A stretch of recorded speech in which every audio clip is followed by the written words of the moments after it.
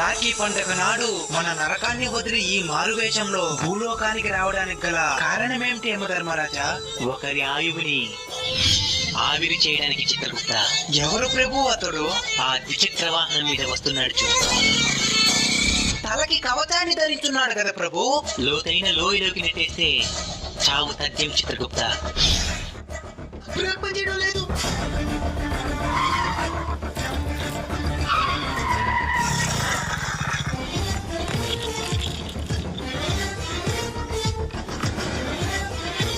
ప్రభు బ్రతికిపోయాడు ప్రభు. అసలు కారణం ఏమై ఉంటుందా ప్రభు?